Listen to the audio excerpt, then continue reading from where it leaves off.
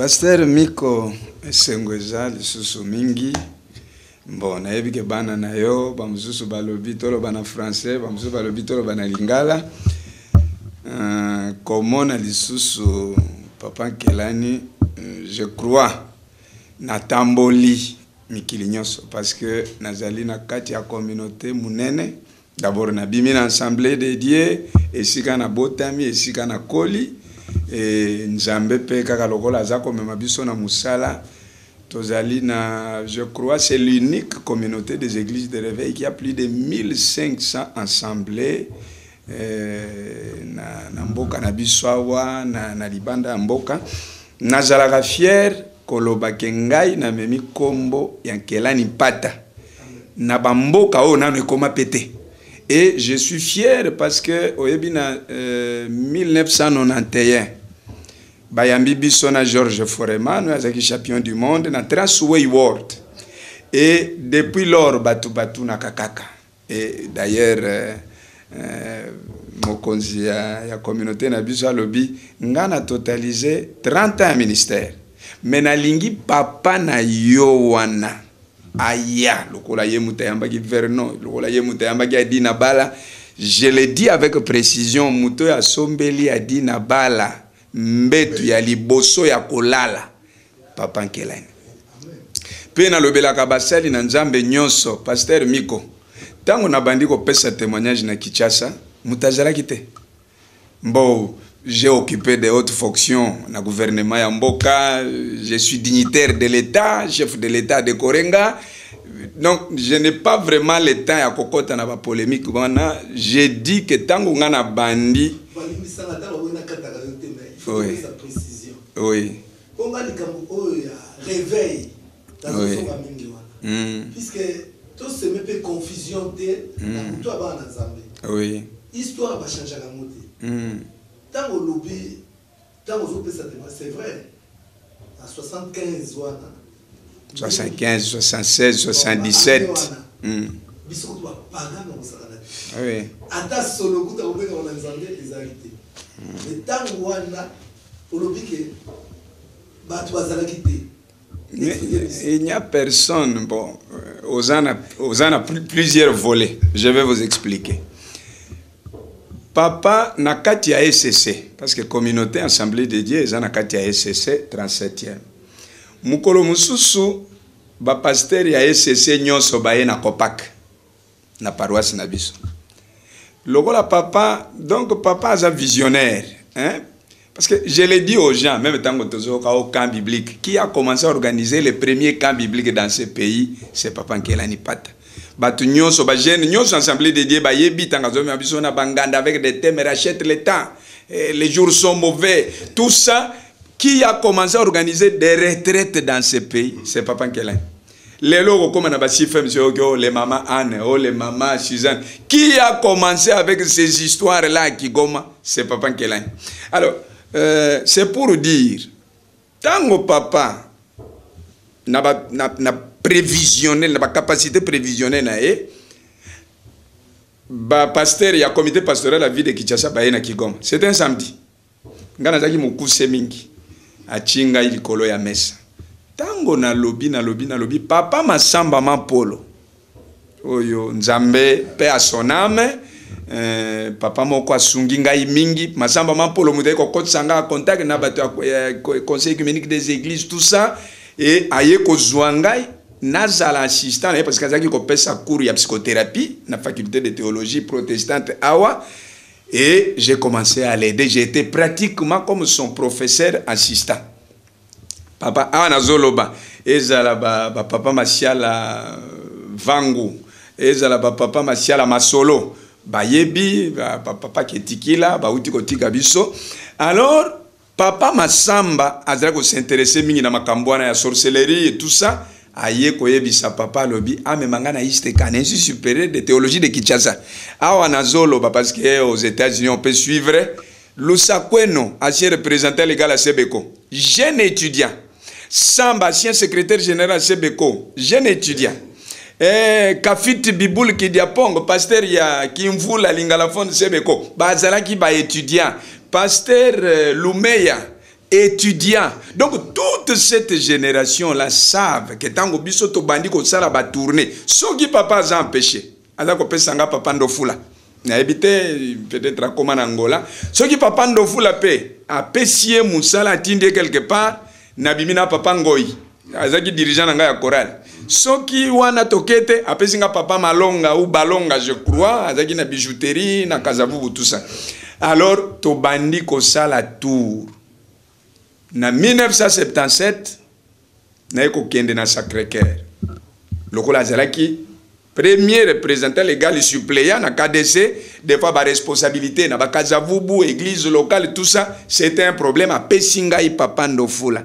Et ce jour-là, nous étions avec Tumba Moïse, Chikaya Félix, nde kobanda ya renouveau charismatique, yango anana, soko koti na Sacré-Cœur, okomona mwa salle moko ya muke, tokei wananga na tatoli, Papa Ndofula, représentant ya Papa Kelani, Atei, Père Guy Verhagen, directeur ya collège Boboto, bato bayebi, bako kolobana bino, Mama Mikiti, moi si aliboso ya ministre Ngongo Kamanda, nande kone Marceline Kitenge, bazala kiwana, Père Guy Verhagen abi, témoignage moi azo pesa, eza matata. Biso to uti na congrès ya renouveau charismatique. Ngana moni, tolongola makambo ya ba barrière nde nzembo ya renouveau charismatique epimi. Tous unis en esprit, tous unis en Jésus. Nous prions que ce qui divise ne soit plus. Et le monde saura que nous sommes chrétiens. Na memani na mouvement ya bia. Papa zako betanga fimbo soki ba benginga quelque part na bimisa autorisation na ye, il me fouettait.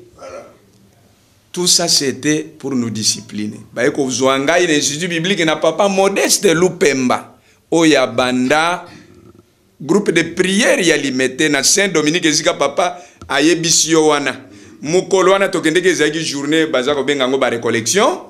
Nde ngana tatoli na basé témoignage na ngai sur les juifs demandent des miracles, les grecs cherchent la sagesse. Nous prêchons Christ crucifié. Scandale pour les juifs, folie pour les païens. Mais la puissance de Dieu, tango na silisi, papa tei, mukolo Flora Musiteki, Bethel échangère, de mukola yambi Yesu. Ozolanda papa? Oui. Tokei na veillée de prière.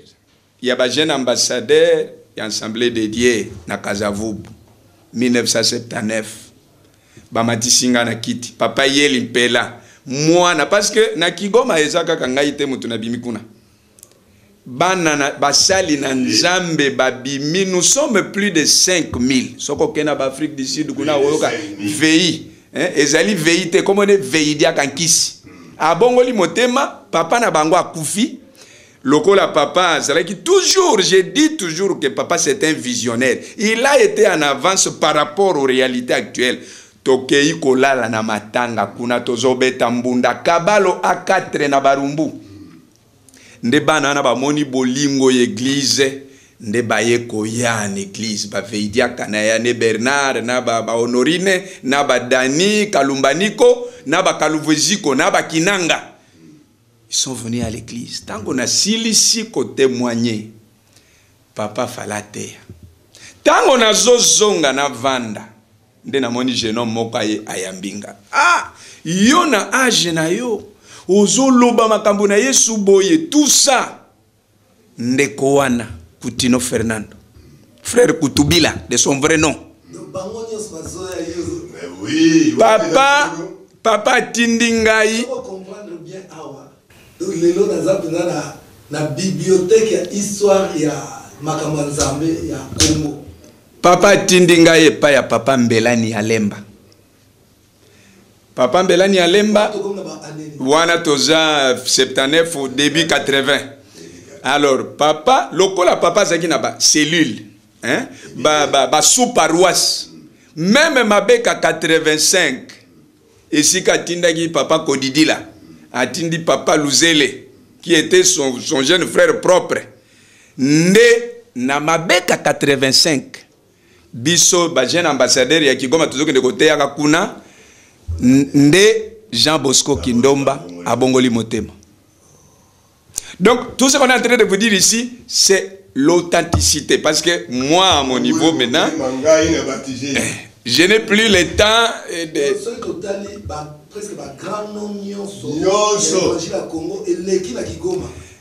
Alors, papa Tindinga et pas pasteur Mbelani. Mais pasteur Mbelani a dit, ah, lokola papa kela nazo bimisa ba sous paroisse ngape na lina banda sous paroisse. Abandi sous paroisse na se apo matete. Pembeni hotel moko bazako benga le coq. Artiste moko zelaki wana papa Samba. Ah ki Muntandu. Le papa le qui a avec Kembo Dieu donné ya bazako encadrer ce qu'on a papa Vakambi. Il est à une église na njili kuna. Alors ngana ke ko intervenir wana butu. Tozalaki na papa Malonga. Papa Balonga. Alors dimanche photo kende kosilisa na assemblée na paroisse ya Lembe papa Mbelani. Ndetango naza ko témoigner wana na butu wana na moni jeune moko aye. Ah vraiment bandoki bakoko lianga soki na tiki na mi dans PC pa na nzambe te. Frère wana azolo bake tokoma bisika nyoso nazo kende. C'est le pasteur Albert Kankienza, bishop, évêque général. Ndeto kamatani na ewana akomi koya na Kigoma. Tozo kende batike la biso ba paroisse catholique tote na Fatima, je crois berger Pembele sima ya Busumelo. Soko leke pa ba berger Pembele okomi na 69 ndo komi pa ba Kutino. Alors, Otuni ataba berger Pembele. Mais toteyi na paroisse curé à Tikicher, na Fatima. Saint-Dominique, on est allé avec papa. Sainte-Marie-Goretti na Kauka. On était là, partout. C'était un phénomène rare. Homo na batuya catholique, batikelo isika yote. Pasteur Florent Steki. Oui. Bongo apôtre Mbié, Emmanuel.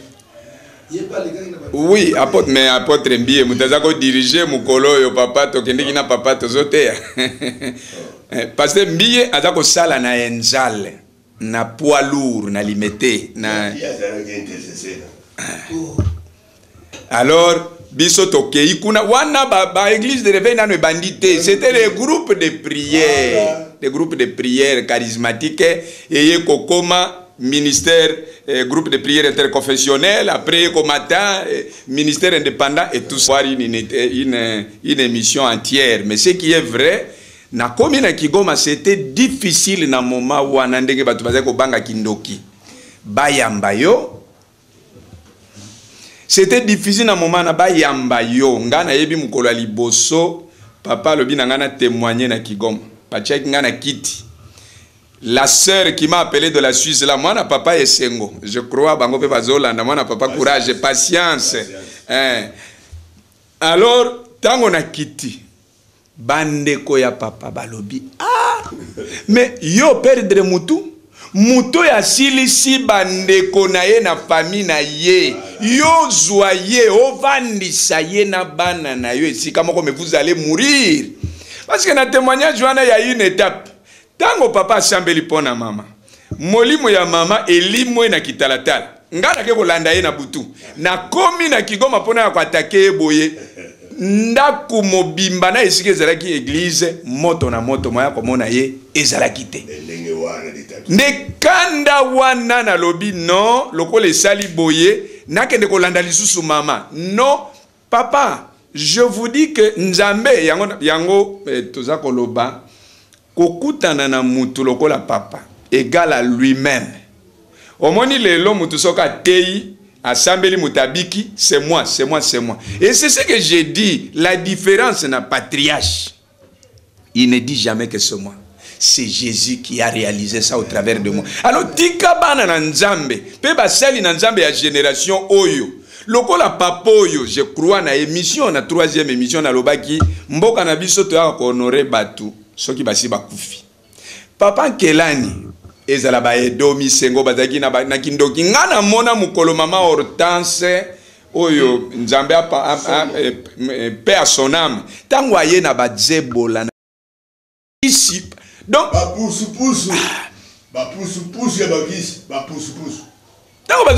Combat spirituel. Mais moi, je pense que promoteur géniteur, il y a combat spirituel. Parce que papa entrait au bureau le matin, papa. Mais c'est le combat avec les démons. Oh, tout l'état, vous entendez, c'est comme ça, au nom de Jésus. Et donc, moi, je ne suis pas étonné. Parce que si aujourd'hui, papa Miko, qui est né dans Moutounyoso, a biso histoire, il y a réveillé. Hein? Personne ne te dira que oh, il y a un groupe de prières.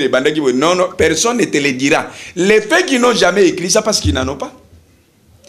Tout est passé par Kigoma. Kigoma, c'est la première paroisse missionnaire des assemblées dédiées. Les lozomon na KDC Mopono. Et bimina Kigoma. Les lozomon na Funa Limete. On a trouvé les pasteurs là à Senga. Kigoma. Partout. Aucun de sika papa makambo bazalaki. Même pas sika papa masongela zalaki na kauka. Ce sont même les pasteurs Lundu Gaston. C'est un enfant de Kigoma. Même les pasteurs Israël Sembe, qui représentait les gars de Yakadeze, c'est un enfant de Kigoma. Donc partout où vous allez arriver, c'est comme quelqu'un na kutani na senge na Lubumbashi. Azolo bananga Bruno Lusweka azana Angola bazobenga Bruno. Mais il était venu Yena yane Brigitte Bayena Kigoma tozolo ba réveil na Afrique centrale awa ezaloke na babangi kuna ba papa Ngonyo balifungola yenzapa papa Mathieu ba papa Félix bazabana ya Kigoma oyo papa Kelana tei abatize bango tindi bango kutinda ngai moko na bandi et assemblée centrafricaine kede kuna kusala elongo na coopération évangélique. Okende na Angola tango ba papa kiala bakei ba papa miezi bake ko banda musala kuna tout ce qui se passe en Angola aujourd'hui ezali prolongement et action missionnaire ya papa Kelani ndindi bango na futi ticket na futi ticket bakei ba bandi musala pe tango kiala kofi ndela kei okunda ye. C'est ça que je disais que to honorer batu et puis tango ba papa Kelani bazana no na bomoi koloba kenga le père ya réveil ezali respecté eza honorabilité té. Moi je crois que nous pouvons parler de ces choses là ceux qui bango bazali mais moi je suis fier lelo parce que soko tuni batebele ba uti wapi ba ebité. Moi je suis fier, je suis l'homme le plus heureux du monde aujourd'hui parce que il est encore en vie. Papa tango na yena Kigoma elongi nanga yokotala ngomba la mibalete. Nazalaki, non, c'est comme un petit monstre. Et Moussali Nanzambe, même s'il est rempli de Dieu, Koyamba Mutuya modèle Wana, ce n'est pas facile. Et c'est là où je confirme que Papa Kelani, c'est vraiment un serviteur authentique de Dieu. Et puis, depuis Papa Bandi Moussala, aucune mauvaise rumeur n'a circulé sur son nom. Ça, c'est extraordinaire, Papa. Et Belé Abasana Nzambo Basala Moussala Nambokoyo. J'ai beaucoup de respect pour eux. Mais vous n'entendrez jamais nulle part. Bamonaki, Papa Kelani Nabar. Bamonaki, Papa Kelani Namwasiabou. Depuis 56 ans, à temps plein à ministère, on n'a jamais eu un seul témoignage. Et la rigueur dans laquelle il a élevé ses enfants, il a élevé l'église, il a éduqué les gens, je crois, c'est un serviteur de référence, un serviteur modèle à tous égards d'une manière exceptionnelle. Ça, je suis fier qu'il soit encore en vie. Et c'est là où j'ai dit, Nabana Nanzambe, mais Bazola Nabiso, Nabapoto, Naba États-Unis, Australie, voilà, Mutoyo, Atei, Bamibi, Batiki, Koyiba, Papa Keto, Azalaki, Angwalima. Azali Koboma, Batuna Barumbu, mais Papa Kelani Mutateye, Bongoli Motema. Alors, donc moi je pense, et Zalaka Likambouya bisoté, mais moi je pense même le gouvernement congolais, bato ya kotongela monument bango. Bato ya kokamata balabala ya munena ba pesi kombo avenue apôtre Patriarche Kelani Pata pour avoir fait. Bisoto zako boma bato. Donc, nous étions des éléments nuisibles à la communauté. Donc, moi, je pense que nous n'aurons pas les gens quand ils ne sont plus là. Voilà comment il était. Mais moi, je pense, même Bao Bazo Landabiso, oyo bazaki na besoin ya koyeba confirmation tout ça ndenga pesaki ngai bible ndenga pesi ngai livre ya cœur de l'homme tout ça. Je crois que j'ai parlé suffisamment de ça dans la 3e émission. Mais papa, ceux qui sont en train de nous suivre, bakoko soutenir action missionnaire africaine dans le monde. Nabadon, si on ne peut pas le faire pour nous, mais faites pour lui, parce que pour ce temps qu'il est encore avec nous, je crois Nzambé, parce que Paul Azoloba, je suis pressé de deux côtés. Mais si je suis encore dans la chair, comme Pierre aussi le disait, c'est juste pour que tous soient référence. Lélo, tous les serviteurs de Dieu a divorcé na Tongo, a se fiancé na 12 heures à Balisou. Mais voilà quelqu'un qui est resté avec Dieu. Et là aussi, je parle de l'impact du message apostolique. Il y a apôtre Nkelani Pata. Bango batei na ba période ba télévision zorenyete. Mais tala ba Congo bar, ba Conga bar, mais impact ya musala sans télévision, sans micro ya malonga. Mais ils ont prêché. Et c'est devenu des églises. Mais nous, malgré les chaînes de télévision que nous avons aujourd'hui, nous n'arrivons pas à impacter un message. Donc moi, je pense que quelque part, nous devons retourner au pied des apôtres, au pied des patriarches pour dire, papa, peut-être nous avons déconné. Moi, j'ai fait mon travail, j'ai aidé aussi les jeunes gens. Baoyo nazalaki komona bazalaki na makambe belé, mais j'ai amené bande kolokola badeni les sina même bango pa ya papa. Mais il y a des gens peut-être bakoko bali ko changer hein. J'ai amené ba kolokola ba Jean-Baptiste Zumbela. Je les ai amenés, nabi non, allez-y. Tamlukoki était tout le temps azamone a dit na balate. Mais abanaki ko kende pas dit na bala tout ça zalanaye tout ça mais tango a dit na bala kufi. Nzamba lobi na ya lobi mais soka dit na bala kufi. Mais Mouto Yambaki a dit na bala azali. A kende pa ya papa à 2 heures du matin. Lelo tout le temps. Il a compris quelque part. Mais dans la siko depuis que Tambuluko Kazana Mako ya Thomas. Quel impact le ministère n'a eu. Donc moi je pense, Nzamba za regarder papa Kelani, c'est encore pour que tu évites la erreur mususo yo tozali nango na kati église. Et moi je crois bana na Nzambe ba soutenir musala ça c'est une très bonne chose. Comme ça, dans la prochaine émission, je vais parler encore de mon témoignage sur toutes les questions qu'on vous avait posées. Parce que là, c'était plus pour le témoignage du patriarche Kelani Pata et Zala. Merci, Pasteur John Mukadi, docteur. Na lingina tunusu mutuna mibani. Mutuna ya l'émission mutuna na ndenge na tunangi pe papa Kelani. Relation na lelo na papa ezandenge. Relation na ngai tango na bandi kotea. Oyebi succès yaka toujours na mama kamunango. Na zui voiture ya liboso na Kisasa le 14 juin 1980. Ancien PDG à Goodyear à Landingai na zako loba na télévision ayeko pesa ngai mutuka. Tango na zui mutuka Kichase Matisi Mapeka. Na keyi na tamboli 10 ans après je dis non. Je ne peux pas rester loin de papa. Na zongi na Kigoma, je crois ba image faisala na San Lorenzo na Italie kune pas pasteur Paulo Spanou. Je suis venu pour dire non papa, na koko zala musika na yote.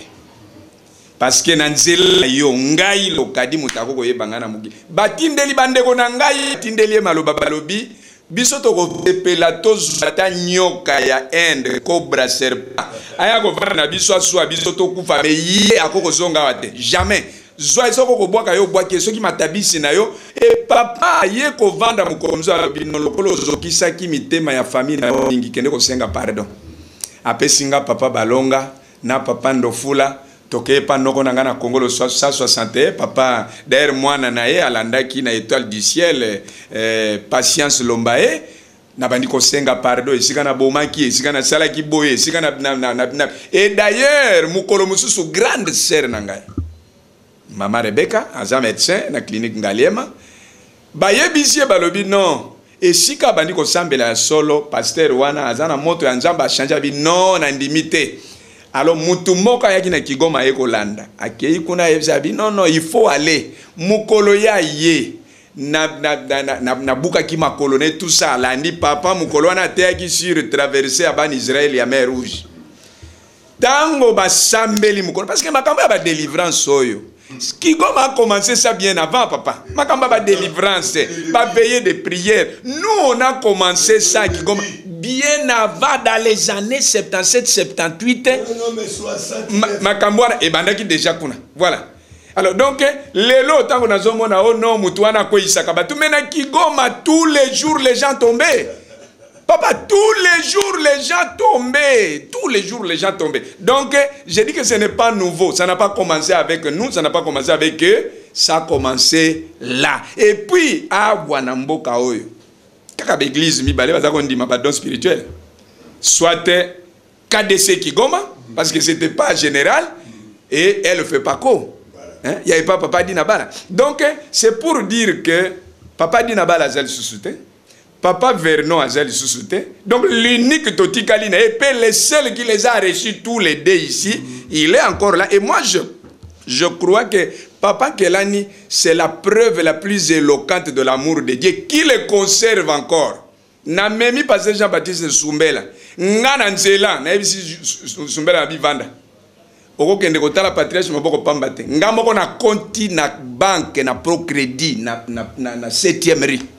Na bimisi mbongo na china enveloppe na biko kende kotala papa maboko pambate. Pesaye. Soumbela n'avait pas d'église. Na memi e pa ya papa ba sambeleli ateyi biso tango to bimi na nzela abi non mais na ajoyo papa na quand il parle de Jésus il est sérieux azongi Dieu l'a béni, il a acheté Marcel Lafleur na Rigini. Et c'est que l'église ici là. Et Dieu l'a béni, il a acheté une belle villa qu'il est en train de construire à côté à pasteur Gizamina. C'est pour dire que Nzambo Azako batela nanu papa Oyo. Si les églises pouvaient encore s'organiser, et ça, Papa Kelani n'appartient plus seulement à la KDC, non. Mais il appartient, c'est patrimoine national et international. Et j'aimerais que Bana Nzambo Baza Kolanda Biso, Muto ya Boma Batu na famille na ye Batu Ebele, ya te ya délivré. Alors, moi je crois, mais c'est l'authenticité même. Et puis, il y a beaucoup de gens qui peuvent venir témoigner. Papa Ndofula Bazali, Papa Makambo, malheureusement, il y a des gens qui peuvent témoigner. Papa Louvois Loubazali, ils peuvent encore témoigner. Dieu a travaillé avec cet homme. Papa était un chimiste. C'était un pharmacologue. Alors, il y a une usine à fabrication, il y a des produits pharmaceutiques. Tant que ça, Yoki Mungongo, je ferai de vous un chimiste pour les âmes.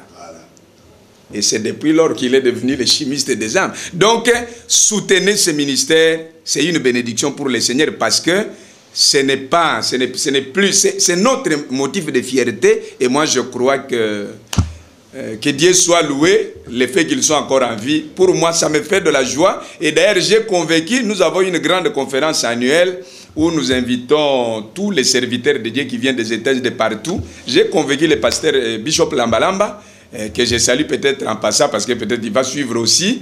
Il m'a dit, il faut appeler votre père spirituel pour qu'il vienne prier pour moi. C'est la plus grande assemblée de Lubumbashi qui a 17 000 membres.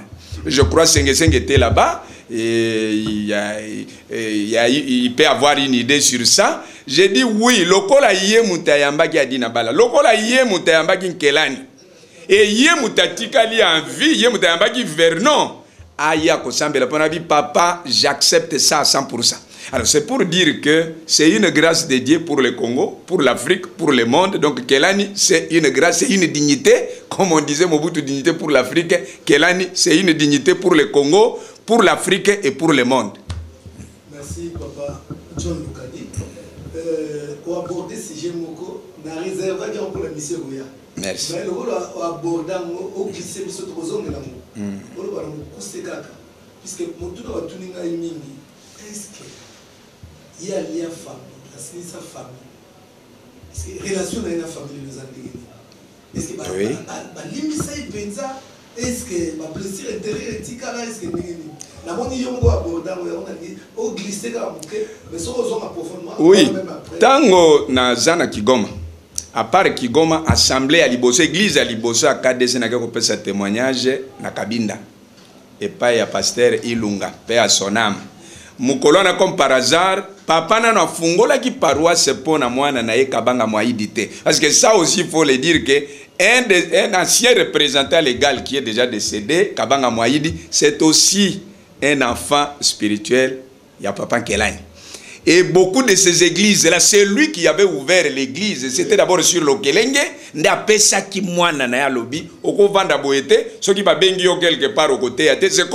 comme il vient de vous dire là sur la borne. Bisoto Ebaki Koko Vernon, comme on l'appelle à Kigoma, Koko Giro, Jacques Giro. Donc, Bazaki Kab évangéliste à Pamba. Papa Nde a écopé ce passage. Non, le Kolabino Bovandina Mama Bolo, Jessica Moko. Et c'est comme ça que la borne est née. Parce que c'est ça. Un peuple sans histoire, c'est un peuple sans âme. Quand on a ma prévision, comme je vous dis qu'il était visionnaire, il est toujours visionnaire. À l'obi, yoko ki ko vanda na famille na yo na ba problème te. Il faut réparer partout où tu avais commis des dégâts. Peut-être tu ne peux plus ressusciter ceux qui sont morts, mais demander pardon, c'est une très bonne chose. Ce qui est là dans le ministère, repentance, repentance. Mais Papa Kelani commence à prêcher la repentance des années durant.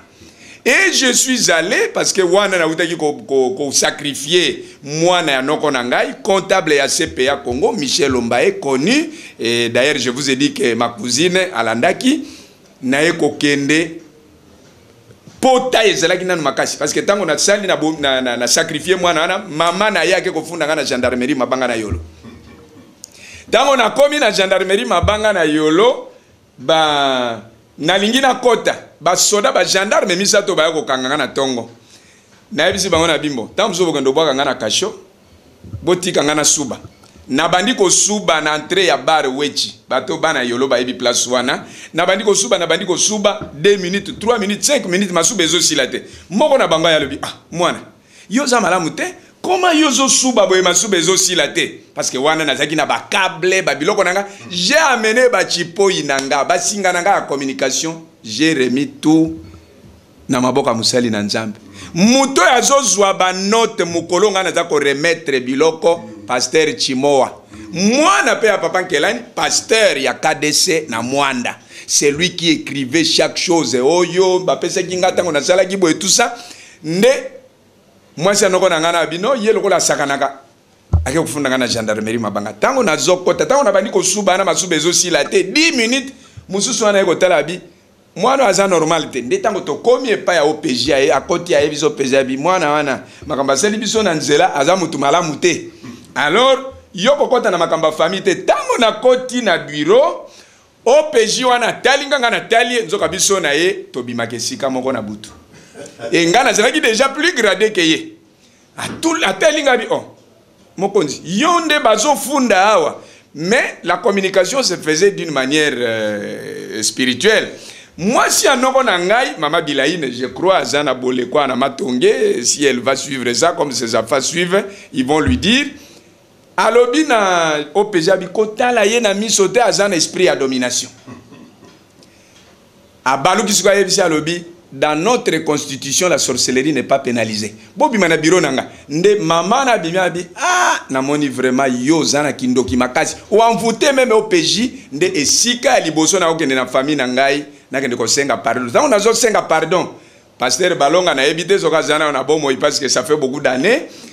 Moi si anoko nangana kamati nzungu ya mai ya munena keko chana resho lobi mbo lokola ye moka yeko confesser lokola ye moka yeko ndima ako bima wate toko tumbaye papa Balonga abandi kote ya noko nanga teye vers 20h noko nanga lobi atelemisinga ya lobi na limbisio soki nzamba limbisio ngana ko boya ko limbisa yo pona nini kende ko salela nzambe na bengi mwasinabi mutoyo tokenda na ye pa banganga tokenda ne pa basakata na bandu tokenda ne pa basonge bakoka ko libérer na kindoki te mais nzamba yokeli ye matika mwana bima na kimia akende ko sala nzambe nde ba panzi bato ya quartier parce que le kambani e banaki na Kongolo mobimba donc au croisement Kongolo avenue Wileri ndako wana ezalaki wana na Kongolo 161 nde apaiser bato wana nde toye ko bima ngana zongi na ngana Kigoma isika na zako vendre pa ya Papa Pasteur Balonga a zongi panaï. Et petit à petit, et puis, ce que j'ai dit aussi, que si moi j'étais connu, c'est toujours la prévision que papa avait. Évangéliste Philpote, a eu la croisade na. Il fallait bandana na Kitega. aye parce que Foreman pe avant to kutana na Transway World to kutana ki na embala liboso ye pa uti ko bongo la motema. Alors papa convaincre batu ya cc ngana témoigner mutu ya liboso Foreman ya ko témoigner après tozana kitega il y a des photos sur ça. Na kitega wana na Wileri na CBFC. Na kokata yote. C'est moi qui étais organisateur. Voilà. Il y a campagne parce que j'étais président de l'évangélisation au niveau de SSC. Voilà. Donc c'est pour dire que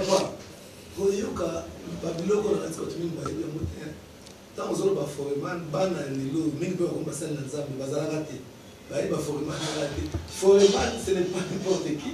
Boga Mohamed Ali, combat et Bounsama a 20 mètres pour un combat du siècle. Il y a Ali contre Foreman. Foreman, on a des Oyoka. Si ma colombo a ou un combat dans la zone États-Unis, à bon la motema. Hier, on a Oyoka, papa Lukadi. Au moins, l'élévation ne vient que dédié. Par là, il y a un cher Moko. Donc c'est pour dire, tout ça c'est pour vous brosser les tableaux que si on doit parler du réveil aujourd'hui au Congo, il faut voir toujours les pères génitaires. Oui. Il y a famille, pardon. Oui, tant on a sengi pardon d'engwana sangope bandi ko kende na ko kende pas grand frère nangai José azaki pe superviseur na CPA na sengi pardon na ko kende et pas ya mama Rebecca na sengi pardon na ko kende pas ya mame Nyimba na Yolo na Campinzi et pas ba Tarsis et pas ba Pius et pas ba Marie et pas Hélène na sengi pardon na ko kende na Rigini et pas mame Hélène Djonge moi si ambassadeur ya Zaïre na Argentine na sengi pardon. J'ai parcouru partout, na kena poma tete et pas ya maman Monji, na sengi pardon, na kena Kingasani et pas ya papa Okito, na sengi pardon. Et finalement au début, il ne croyait pas ça. Mais petit à petit, le kolatuzaka kokoba, parce que to tambola ki l'église nyonso. Et za la missionnaire, et za la catholique, on est allé avec papa. Ngai kaka na témoignage, yé na mateya, le kolatuzaki pe na doya guérison. Il y a miracle, et c'est ce qui a fait qu'avant même d'aller à la télévision, j'étais déjà très populaire à Kinshasa, avant 1980. Ok, oui. Par rapport à maman, tout le monde a maman, ça va vous permettre tout le monde a maman. Mais tout le monde a par rapport à maman, quand la ndenge, moi nous a nyoko la qui est, moi nous a bukaki a liaye, moi nous a salaki ma bendenge nyoso, au maman on a eu pas ici dans d'autres. Comment on a moi converti et à retourner maman. Moi quand converti pour être mais s'engager dans musala nzambe. Pe moi on a nzambe ko bana ko tombola et comme ça batela ka mutu teke o azaki ndo ko tombola te o azaki ndo tombola te atombola mutu selo yebo ko bon vouloir na. Tant maman zo mona ko sala musala nzambe. Bon, je crois que maman nangai ndenge na lobaki na témoignage, c'est maman Marie-José Afumba. Maman Marie-José Afumba ndaye komemaye po bakende ko sambela ye et pas ya papa. Nde malo sambo yo papa salaki, c'est ça le point de départ parce que ndoki andi makasoka moni miracle. Le fait que la prière que l'apôtre Charles Kelani pata fait et memi nzambe alongola ye na miroir ya bandoki, c'était ça le point de départ. Vous comprenez? Alors, Marie-José, le coup la paix à Zala qui koteka, tout ça, c'était pas à confier mingi na maman Marie et Sokia. Parce que, au moins, ngai makambo ya prière, parce que même bazolo balero intercession, ngana na mona muta sambela le coup la maman Marie et Sokia te. Donc, Kigoma c'est une grande école. À tout point égard, Kigoma c'est une grande école, papa, école d'intercession, école, il y a école de dimanche, école, il y a ambassadeur, école, il y a missionnaire. Donc, c'est à partir de là, moi aujourd'hui, pour répondre clairement à votre question, je n'ai plus un seul problème avec ma famille. Nous nous sommes réconciliés, beaucoup sont déjà entrés dans les choses de Dieu, et d'ailleurs, on en parle très rarement. Oui. La place où oui, elle ne peut que bénir Dieu. Parce que maman, le problème c'est quoi? C'est une jeune lycéenne, il y a l'église méthodiste unie. Mais l'icolo kaka ya oppression ya kindoki nda ye kokota na makamba bakisi parce que maman azalaki soka yoki lelo kuna musaka to ya ye ake amema bakisi na ye c'est papa qui a brûlé tous ces petits chiens. Elle était finalement devenue même féticheuse elle-même. Bon,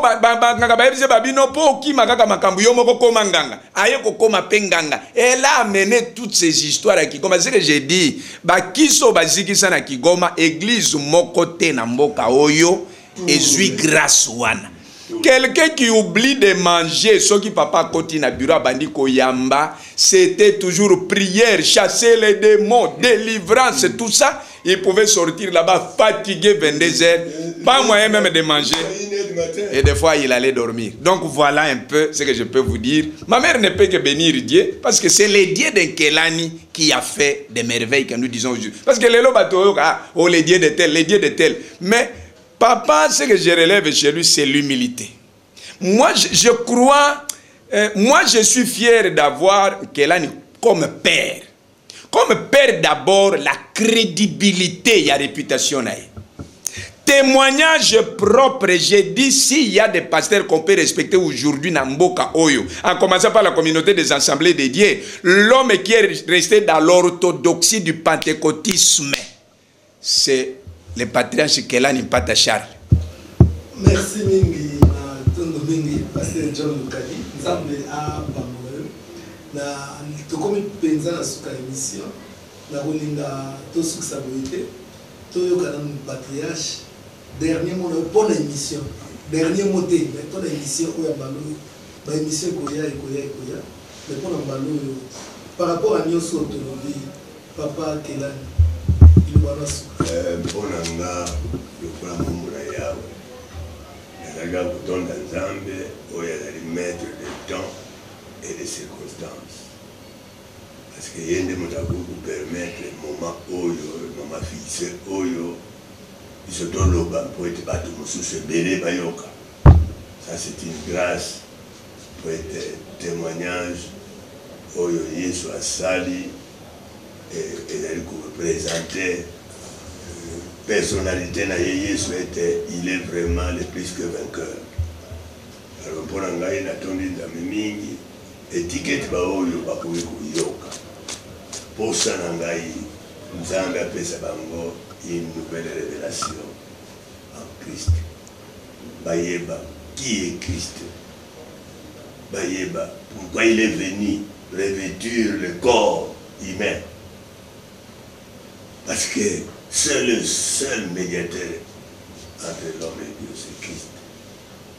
Matthieu, Moussoussou, il a bien, mais très bien, Christ en vous, c'est l'espérance de la gloire. Amen. Alors, pour ça, il a été battu. Il y a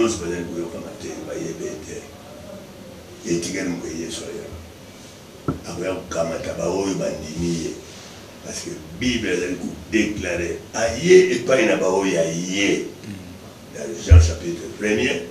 Mais baoyaye bayamba qui était kasi baoyo bayambi pe ba nimi na ngumulaye apesi bango pouvoir ya bianga mabana na Nzambe.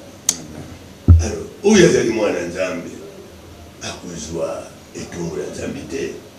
Mais oyo azali mwana na Nzambe te kanda na Nzambe ezali ya mwana mpusa na ngai ezali ete baoyo baza koyoka ba émission oyo ezala kaka lokola ba formalité te ndenge bato bazali komesana kozwa mbongo kozwa soki biloko nini mpona ba émission kozwa ba avantage ba honneur baza bato minene bayebi koloba non mais bazwa révélation de Christ po babaze kondima na bango kati na Kristo Yesu.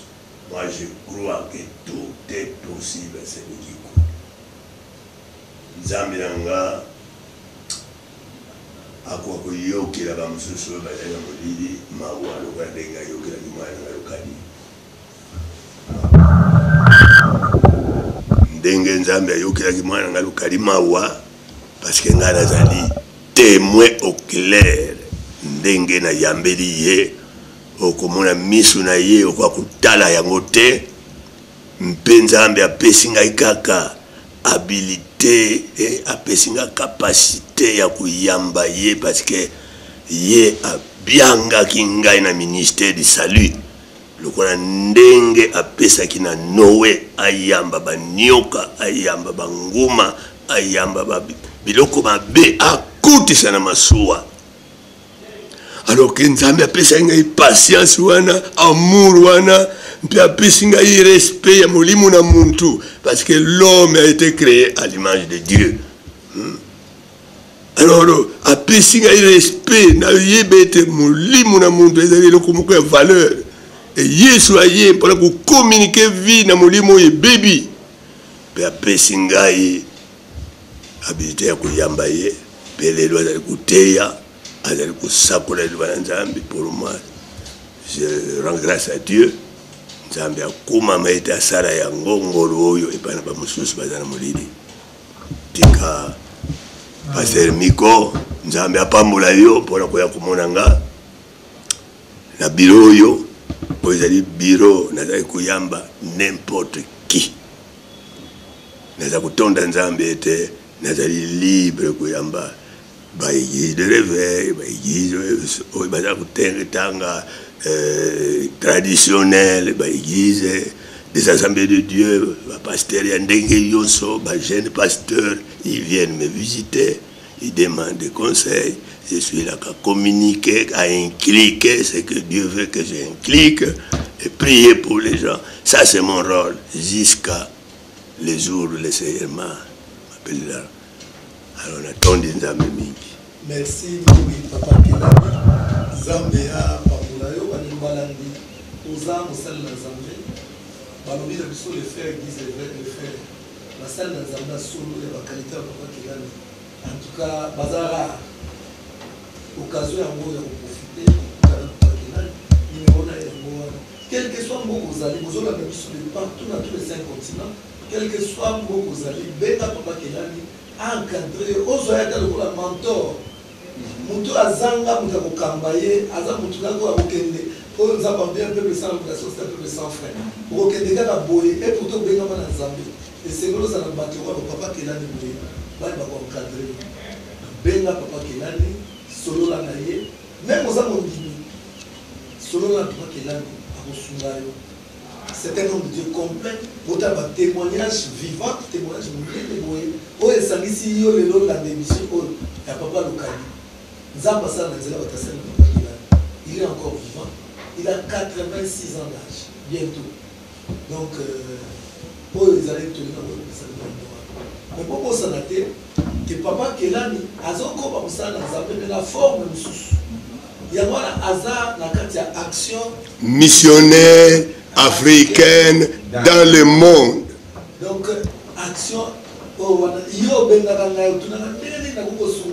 Papa Kelani. Numéro ya mwana la ligne de la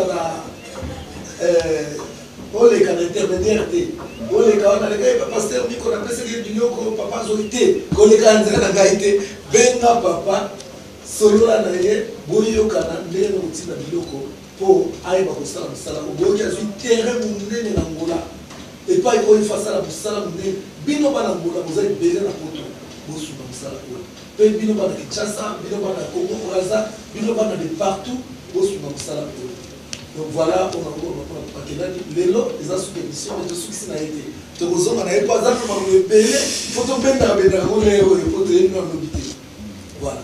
Alors, dans l'ignorance, ça m'a lomba, pour n'aller pas clôturer, et toi, le docteur John Lokadi, oui, moi je crois, pasteur Miko, comme je suis fier d'avoir le patriarche Kelani Pata Charles comme père spirituel.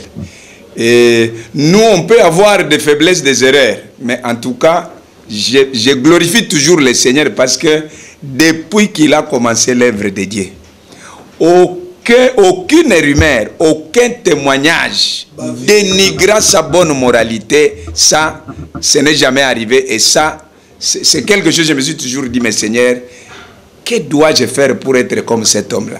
Les problèmes de la sorcellerie se posent comme jamais auparavant. Lelo babengani bana na bandaku bazana kindoki tout ça. Mais école ya délivrance yango ezana nous vivante. Ezala ba autorité bazolanda biso. Même na parlement, nous avons déjà des projets pour dire na ba parlementaire. Ba pesa biso bisika. Lokola papo yo nzamba salela qui est grâce. asambela longolanga na monde wana elelo ba shege bano nyoso babengani bango na bandako likolo ya kindoki papa ya zana na bomoi. Pourquoi ne pas chercher un endroit bopesi papa oyo ayamba bana nyoso bazana ba makambi ya bondoki bazobengana bango na ndaku pour que yo ya zana grâce wana ya komema batu na délivrance. Il y a des gens qui vous disent nous avons délivré tel, mais c'est pas des témoignages authentiques. Même les gens de ma famille, ils peuvent témoigner dans votre émission. Donc école il y a délivrance. Ata zako boya to jeter ba fleur, mais Kelani c'est une école de délivrance vivante. Bopesa esika au lieu ya bana na ko bengana ka bango na bandaku lokola papa ya boyazananu. On peut lui donner des moyens, on peut mettre un endroit dans le cadre de l'action missionnaire africaine dans le monde là. Ça peut être une branche où on va s'occuper de bana oyo, bazana kindokio, bazana ba problème ya ndenge na ndenge. Oui, même na ba mikolo. D'ailleurs, beaucoup de gens m'ont appelé dans ce sens-là. Donc voilà ce que je voulais dire. J'ai dit numéro ya papa Ezali, contribuer financièrement pour soutenir ce travail-là. Je crois à tous les niveaux. Oyo bana na nzambe bazali. Il faut toujours aider mes bakonjamboka pour dire ba honorer papa olokola zana na bomoi. Il faut pas venir honorer les gens quand les gens ne sont plus là. Et voilà ce que je voulais dire. Donc nous sommes là. Nous allons répondre à toutes les questions qu'on vous a posées autour de mon témoignage. Mais c'est important de voir les patriarches, parce que Abraham azaka Abraham, Isaac azaka Isaac, Jacob azaka Jacob. Et donc voilà ce que je peux dire. Bana nzambo balandi biso nzambe apambola bango. Nzambe ya délivra kinga na nzela ya muumbu na ye papa Kelani pata. Pe lelo toye tozana ye, je crois avant la fin. Ensemble la pe pona batu nyonso babenga ki biso tozana ba problème bana bandoki bani et tout ça. Je crois, n'hésitez pas à appeler. Parce qu'il a reçu cette grâce-là pour amener la délivrance aux gens. Donc les dieux là, Otobengaka, les dieux d'Abraham, les dieux d'Isaac, les dieux de Jacob, je crois, le patriarche de Kelani mérite qu'on dise les dieux de Kelani, ces dieux-là peuvent encore délivrer les gens, comme il m'avait délivré de la sorcellerie. Il a 86 ans. Je pense que na Ajuana, Moutaze suna idée que bona s'enrichir et pas aucun nango wapi. Mais au contraire, azoluka atika et loko eko yé pas zomi bon c'est la peine c'est là. Atika et loko eko tika la peine lobby et sunga batu bakanisa pays. Mais les lots tozo so wambo tozo investir ba place ya mabe mais tala ba source ya malamu yango avec ba ta onazo tanga to nazo yoka ba kombo toyoka ya minene. Nyonso babimi na école na ye. Donc vous comprenez que azama belé malamu autre ko investir. Moi na nzambe ozana mbongo oyebelo ko osana ngote ataku to yebelo ko osana ngome bible lobi ke to sunga msana nzambe tala papa Kelani yo nazali tanga zana no vivant ay ba pe ko loba liloba moko pona vie na o peut changer. Na oki témoignage à docteur John Lokadi awa alobi amema basali na nzambe pa papa oyo. Papa ya loba liloba moko pona tina na bango. Lelo e basali na nzambe wana vina bango ishanja ngai pe papa lobela ngamba eleka kiawa na ganisi ngai pe bino mo bozomo na bosala zuwa te mutazana ndenge nzamba zomemaye. Donc voilà o etala ke émission na biso lelo émission lelo mingi ezalaki sur la conversion. Il y a docteur John Lokadi fallait tozwa bilembo nango tozwa confirmation nango pa papa Kelani pata oyo nzamba utilisaki bongo pour la conversion à John Lokadi. Et puis ndenge basali na nzambe balobi balobeli pe o etali histoire ya évangile na Congo ya réveil spirituel otolobelaka. Donc balobeli pe yango na kanisi nzambe osala biso grâce mbalegoya ya sima avec docteur John Lokadi ba question otunaki ako répondre na nyonso pe papa Kelani tozonga na yena ba mission mususu nazo pesa mbote mingi na mama na bosani kombo obengaka ngai ozali ko luka par tous les moyens, n'a pas son numéro, il y a docteur John Lokadi, c'est quelqu'un qui était devenu un membre de la famille. Maman, il y a famille Njoku. N'a pas comme il y a membre de la famille Njoku. N'a pas ce coucou, papa s'en repère ça coucou pour Aluka Kiomakas. Brigitte, la famille de l'ancien gouverneur, donc Thomas Njoku, Eugène Njoku, Brigitte Njoku, Kato Njoku, tout le monde, je vous salue au nom de Jésus.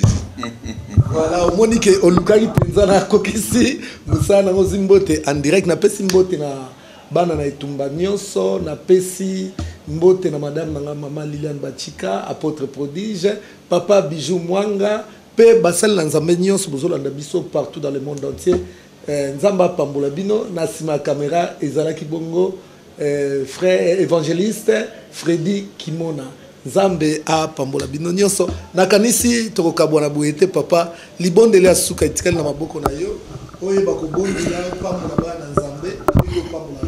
Alléluia. Pesanga loboko. Nzambe batela kanga pe ne Yesu etenga ina kanisa kufana mokonzi sanzula mpona ekoluzu kuna ye akufeli batuma beyonso tata nanga na likolo Nzambe munene Nzambe na nsomo na ye liboso na yo na nkombo na mobulami Kristo Yesu oya ndimaki kulata nzuto oyo ekumaki substitut mpona masumu ya muntu na tondi o Kristo po ete kati na miracle oyo ya suka oyo tata sali ete olata nzutu yo Nzambe mobimba pe muntu mobimba o Yawe na Bibele zwa na yo lokumu kati na yo ngai nkelani na kuiku vivre na kino na mikolo oyo kuzanga yo Kristo mbele na bunga kala kasi mpona yo Kristo obatila kinga na ba accident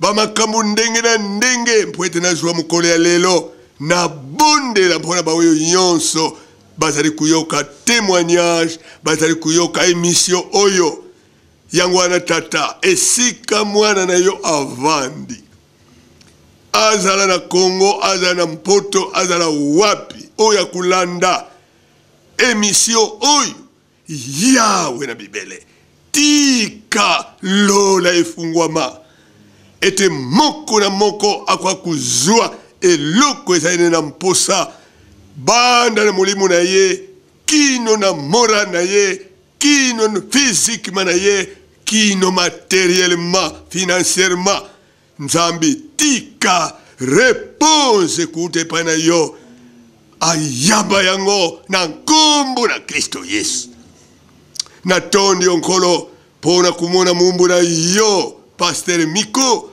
asali déplacement kukuma na isiko yo Nzambe ovandisinga momentalement pona kuzila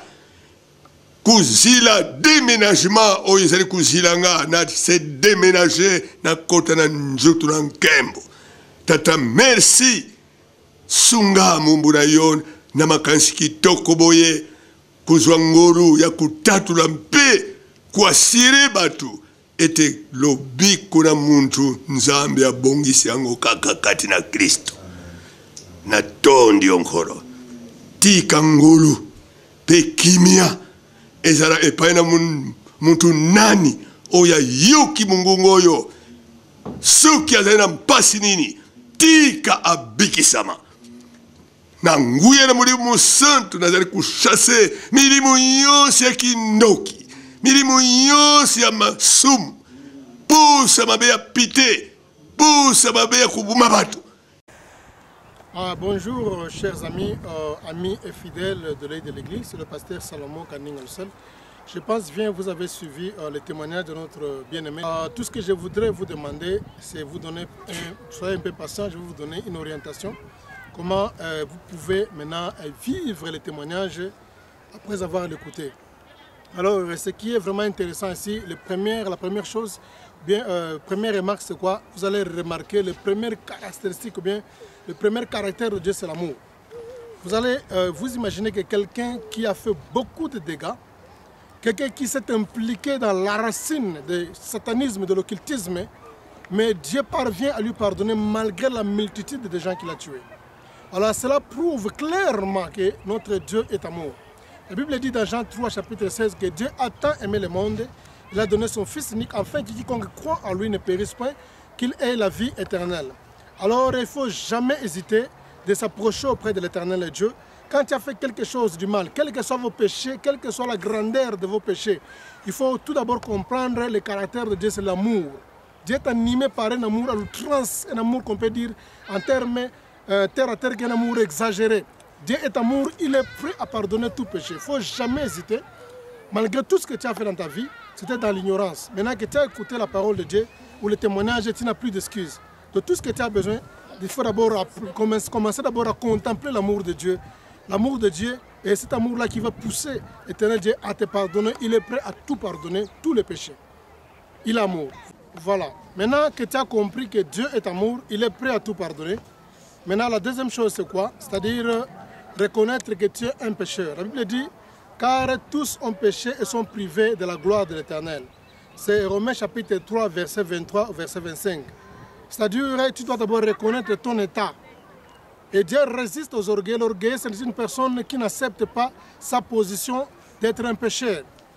Alors, vous devez d'abord accepter, car tous sont péchés, sont privés de la gloire de Dieu, comme je viens de le dire là-bas. Vous reconnaissez en vous que vous êtes un pécheur, que vous avez posé les actes par ignorance parce que vous n'avez pas connu Dieu. Voilà. Après que vous reconnaissez en vous que vous êtes un pécheur, la Bible dit, vous devez maintenant confesser. La Bible dit, si vous confessez vos péchés, l'Éternel est juste bon de vous pardonner, de vous purifier pour toute iniquité. 1 Jean 1,9. A dit, si vous confessez vos péchés, la confession du péché ne se fait pas au fond du cœur.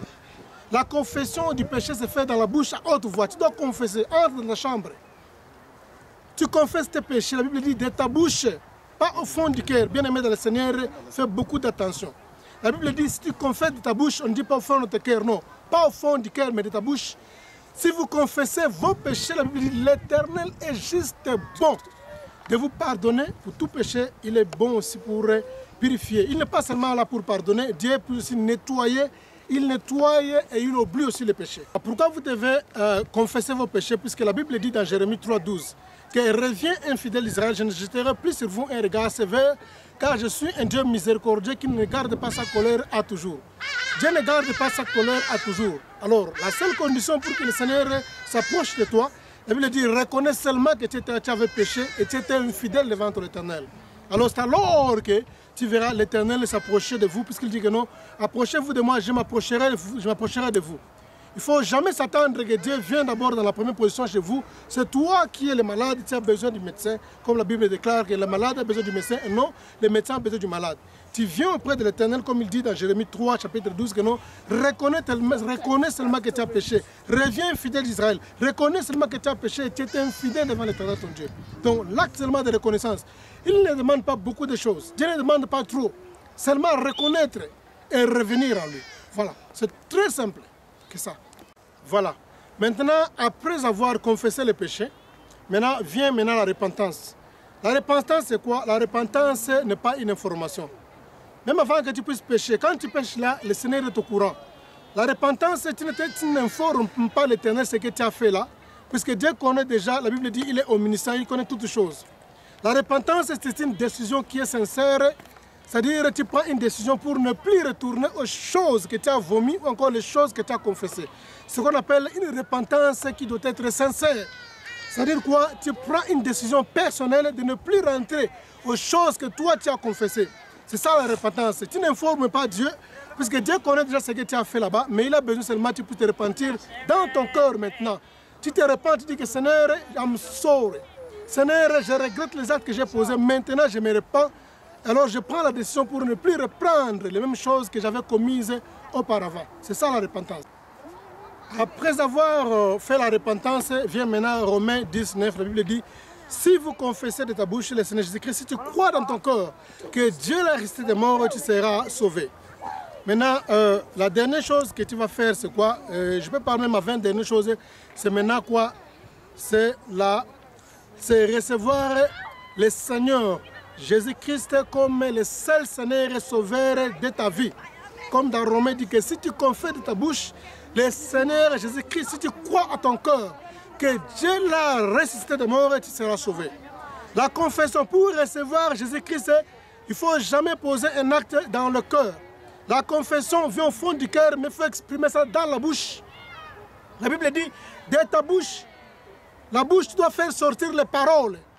Tu dois faire entendre ta voix. C'est ça la confession publique. Ou encore la confession personnelle individuelle. Dans ta chambre, tu confesses le Seigneur Jésus dans ta bouche. J'insiste encore pas dans le cœur, mais dans ta bouche. Si tu confesses le Seigneur Jésus-Christ, si tu crois dans ton cœur que Dieu l'a ressuscité de mort, tu seras sauvé. Voilà, maintenant la dernière chose que vous allez faire, c'est quoi?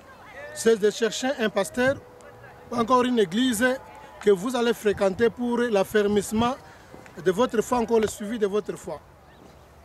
2 Chroniques chapitre 20, verset 20, la Bible dit: confiez-vous à l'Éternel, vous serez affermis et à ses serviteurs vous réussirez. Il n'y a pas un chrétien sans église, il n'y a pas un chrétien sans pasteur, ça ne se fait jamais.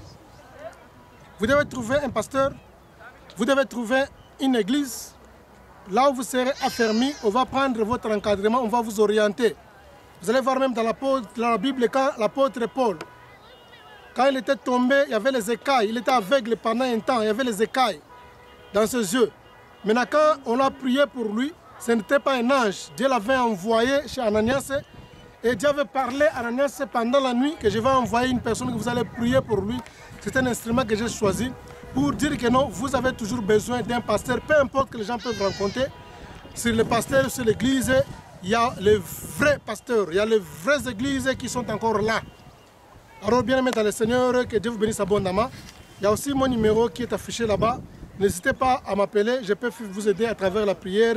Partout où vous êtes à distance, je peux prier pour vous, vous orienter pour demander la grâce du Seigneur dans votre vie, afin que la décision que vous venez de prendre pour suivre Jésus-Christ comme Seigneur et Sauveur, vous ne puissiez plus reculer en arrière. Ou encore, si tu étais déjà un chrétien qui était converti, mais suite à certaines circonstances, il s'est fait que tu as abandonné ta foi. Maintenant, à travers ce témoignage, j'aurais souhaité que tu puisses en profiter pour plutôt à poursuivre le Seigneur Jésus-Christ comme seul Seigneur et Sauveur, parce que bientôt il est à la porte, il revient bientôt. Que le Seigneur vous bénisse abondamment. C'était le pasteur Salomon Kaninga Lusele de l'Église.